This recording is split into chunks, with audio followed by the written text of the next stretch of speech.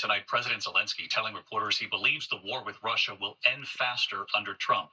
At what cost for Ukraine? What Zelensky also said, our chief foreign correspondent Ian Pannell from Kyiv tonight. Tonight, ferocious fighting underway in Kursk, the border area of Russia. Ukrainian forces took over earlier this year, as President Zelensky predicts the war will end faster under the policies of President-elect Trump. 50,000 Russians, supported by North Korean soldiers and weaponry, now trying to drive Zelensky's men out of Russia. And the Russians also advancing on the front lines inside Ukraine, in the eastern Donbass and northeastern Kharkiv regions.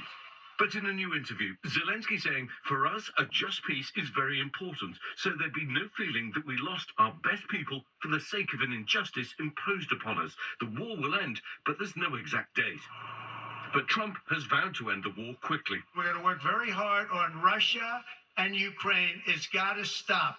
Russia and Ukraine's got to stop. But for now, Russian attacks on civilian areas incessant, as Ukraine readies to negotiate with Trump.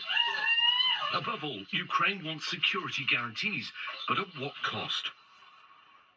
David, though it's unclear from Zelensky's interview exactly what the cost is going to be, I think the reality on the ground is that they may have no choice but to hand over parts of their country to Vladimir Putin if they really want peace. David? Ian Pannell from Kyiv tonight. Ian, thank you. Tonight we have learned back here in the U.S. that Texas Supreme Court has cleared the way for the execution of a man convicted of killing his 2-year-old daughter. His conviction resting on evidence of shaken baby syndrome.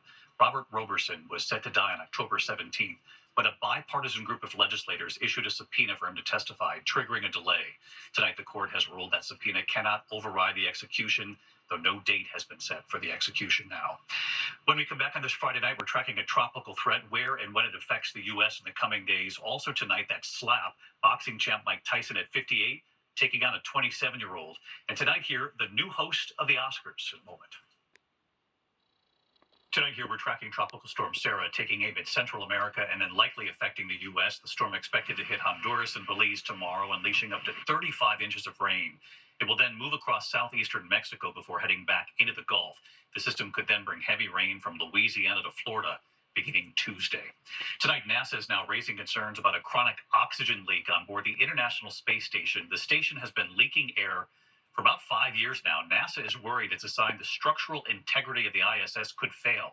The Russian Space Agency disagrees. NASA does not believe the crew is in any immediate danger. We learned today Conan O'Brien will host the 97th Oscars. It'll be the first time for the former late-night host. He hosted the Emmys in 2002 and 2006, the Academy making it official today. This is incredible. I've been handed an Oscar.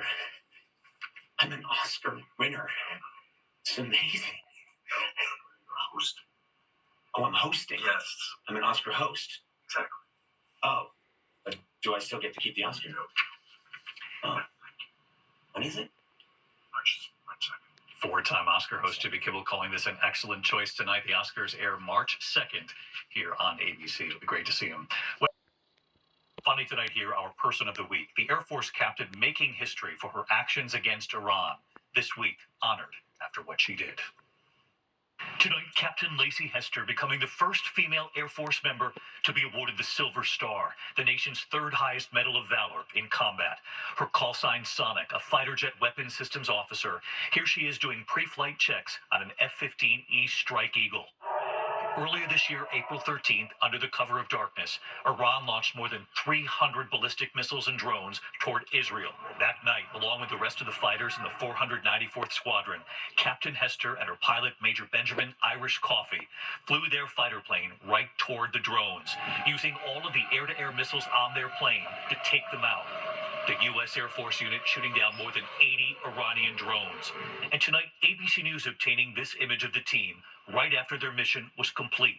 On the right, Captain Lacey Hester and Major Coffey next to their commanders. In the hours after, President Biden would praise them. Hey, you guys are the best in the whole damn world, man. The whole world. That's not hyperbole, man. Both these squadrons, you're incredible. I apologize for my enthusiasm. I'm supposed to be much more reserved. Not at all, sir. And tonight, Major Coffey has now been awarded a Silver Star. And Captain Hester making history, getting a Silver Star too. Presentation of the Silver Star Medal to the United States Air Force's first Lacey Hester. The ground and air crew that supported the operation that night, cheering on Captain Hester. And so we choose Captain Lacey Hester and the entire team in the air that night. We thank you for your service. Good night.